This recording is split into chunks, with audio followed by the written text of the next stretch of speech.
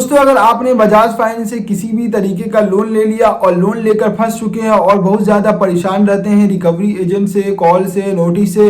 तो उस सिचुएशन में आपको क्या करना है, तो इस वीडियो में लास्ट तक बने रहिए, आपको सारी जानकारी मिल जाएगी। हेलो दोस्तों, स्वागत है आपके अपने चैनल लोन रिकवर इंडिया में। और आज इस वीडियो में हम बात करने वाले हैं बजाज फाइनेंस लोन के बारे में कि अगर आपने बजाज फाइनेंस से किसी भी तरीके का लोन ले लिया और लोन लेकर फंस चुके हैं, अभी आपके पास पैसा नहीं है रिपेमेंट करने के लिए और आपका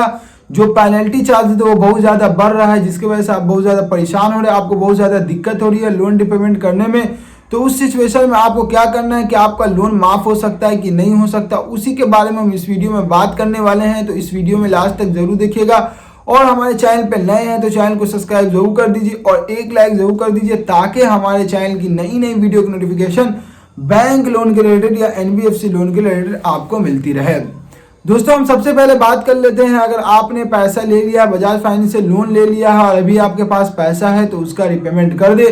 क्यों ऐसा बोल रहे हैं दोस्तों? अगर आप उसका रिपेमेंट नहीं करेंगे तो उस सिचुएशन में ये बजाज फाइनेंस वाले आपके ऊपर बहुत बड़ा एक्शन ले सकते हैं, बहुत बड़ी कार्रवाई कर सकते हैं, क्योंकि ये बहुत बड़ी कंपनी है लोन की और इनके पास दोस्तों बहुत सारी फैसिलिटी होती है जिसकी वजह से आपके ऊपर कार्रवाई भी हो सकती है अगर आपके पास पैसा है तो। अगर आपके पास पैसा है तो इसका रिपेमेंट कर दे, अगर आपके पास पैसा नहीं है तो उसका सोल्यूशन क्या है आइए आपको बताते हैं। अगर आपके पास पैसा नहीं है और आप बहुत ज़्यादा परेशान रहते हैं कॉल से, नोटिस से और रिकवरी एजेंट से, तो उस सिचुएशन में आपको सिर्फ एक काम करना है। क्या काम करना है दोस्तों? अगर आपको लगता है कि 2-3 या 4 मंथ तक हम उसका लोन रिपेमेंट नहीं कर पाएंगे तो पहले ही बजाज फाइनेंस वाले को इन्फॉर्म कर दीजिए कि अभी मेरी फाइनेंशियल कंडीशन बहुत ज़्यादा खराब हो गई है, जिसकी वजह से 4 या 5 मंथ या 6 मंथ या 7 मंथ तक हम आपका लोन रिपेमेंट नहीं कर पाएंगे, क्योंकि अभी मेरी फाइनेंशियल कंडीशन बहुत ज़्यादा खराब है, मेरी जॉब चली गई। तो उस सिचुएशन में आपका ये 6 या 7 मंथ तक हम आपका लोन रिपेमेंट नहीं कर पाएंगे, तो पहले इन्फॉर्म कर दीजिए। और इन्फॉर्म कर देते हैं दोस्तों तो उनको भी पता चल जाए कि सही में इनकी फाइनेंशियल कंडीशन खराब है और सही में दोस्तों इनकी जॉब चली गई, तो उस सिचुएशन में हो सकता है कि आपका पेनल्टी चार्जेस कम कर दे और आपका जो पेनल्टी चार्ज है दोस्तों उसको माफ कर दे। तो पहले ही इन्फॉर्म कर दीजिए। आपको लगता है कि 3 या 4 मंथ या 5 मंथ या 1 साल तक हम लोन रिपेमेंट नहीं कर पाएंगे क्योंकि अब मेरी फाइनेंशियल कंडीशन खराब हो गई, तो उस सिचुएशन में आपको एक ही काम करना है, पहले ही इन्फॉर्म कर देना है। अगर आप पहले इन्फॉर्म कर देते हैं दोस्तों तो कंपनी वाले को पता भी चल जाता है कि सही में इसकी फाइनेंशियल कंडीशन खराब है। फिर भी दोस्तों आप रिक्वेस्ट कर देते हैं, फिर भी उसके बाद आपको कॉल आता है तो कॉल करके उनको डायरेक्ट बोलिए कि जब तक मेरे पास पैसा नहीं आएगा तब तक हम आपका रिपेमेंट नहीं करेंगे, क्योंकि अभी मेरे पास पैसा है ही नहीं, अभी मेरा गुजारा हो ही नहीं पा रहा है, तो आपका लोन रिपेमेंट कैसे कर दे। तो उनको डायरेक्ट बोलिएगा जब मेरे पास पैसा आ जाएगा तो रिपेमेंट कर देंगे, और ज़्यादा मेरे से जिद करिएगा, ज़्यादा मेरे से रिक्वेस्ट करिएगा तो उस सिचुएशन में हम आपका लोन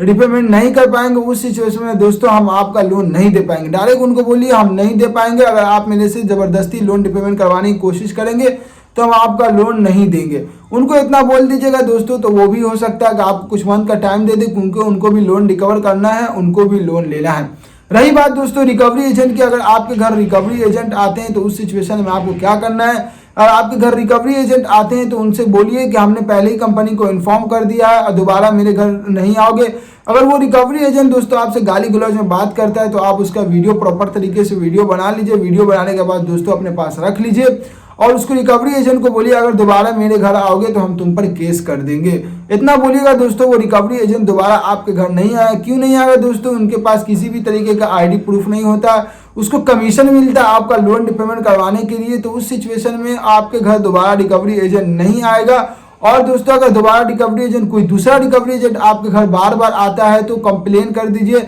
आरबीआई के ईमेल रजिस्टर पे जाकर उसका कंप्लेन रजिस्टर कर दीजिए। उस सिचुएशन में दोस्तों आरबीआई वाले उस पर एक्शन भी ले सकते हैं। ऐसा ही केस आया होगा दोस्तों, आपने बार बार वीडियो देखा होगा कि रिकवरी एजेंट एक आदमी के घर जाते हैं बजाज फाइनेंस वाले के, उससे गाली गलौज करते, उस आदमी ने क्या किया, प्रॉपर तरीके से वीडियो बना लिया और वीडियो बनाने के बाद दोस्तों सोशल मीडिया पे अपलोड कर दिया और बजाज फाइनेंस पे केस कर दिया और बजाज फाइनेंस वाले उस केस को हार गए और उस आदमी का जितना लोन था उसको माफ कर दिया गया और दोस्तों बजाज फाइनेंस को 5 लाख का जुर्माना भी देना पड़ा।